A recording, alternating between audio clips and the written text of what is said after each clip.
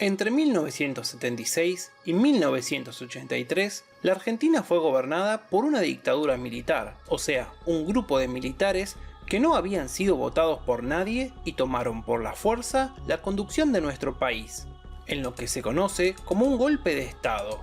Los militares que llevaron a cabo este golpe lo nombraron Proceso de Reorganización Nacional, empleando la palabra proceso para significar que era algo temporal, pero permanecieron 7 años frente al país. Durante ese periodo, los militares hicieron cosas terribles: gente desaparecida, toma de deuda descontrolada e incluso guerra. Pero no solo la gente fue afectada, la literatura, por ejemplo, también fue víctima. Durante ese tiempo se comenzaron a prohibir libros. En principio eran pocos, y con el tiempo fueron cientos. Quien se encargaba de estas prohibiciones era el Ministerio de Cultura y Educación, que lo hacía a través de decretos, resoluciones o edictos de prohibición. Estos libros prohibidos se buscaban y se quemaban de a centenares. Se calcula que más de 3 millones de libros fueron quemados por los militares.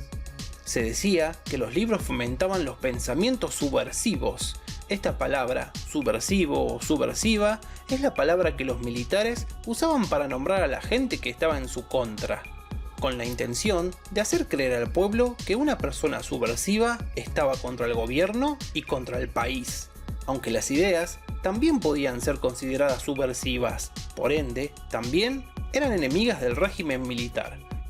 A veces el exceso de pensamiento puede motivar esta desviación. Estas ideas estaban plasmadas en los libros para adultos y libros para jóvenes, niños y niñas. Libros que eran para un público infantil también podían ser considerados subversivos. Buscaban prohibir todas las herramientas que estos libros les brindaban a las personas para pensar, sobre todo pensar que una realidad diferente a ese gobierno militar podía existir. Todos los libros que tenían como idea principal cambiar algo que estaba mal, rebelarse contra un tirano o una situación adversa eran vistos como subversivos, incluso cuando esta idea se presentaba de forma sutil o inocente. Leer fomenta el pensamiento, y eso iba en contra de los ideales militares. Un hombre que es arrestado sin haber cometido un crimen o una falta y es luego liberado por la policía cuando ésta se da cuenta que no puede arrestar a alguien porque sí, era considerado subversivo. Un elefante que se rebela y hace huelga contra sus jefes explotadores era subversivo. Un pueblo que no quiere hacerle caso a un rey que no se ocupa de que las personas estén bien era subversivo. Un niño que regalaba libros a sus amigos para que puedan estudiar era considerado subversivo. Una torre donde la gente busca la igualdad, donde no importa el color de la piel o el género, era un libro subversivo. Y como estos, hay muchos más ejemplos.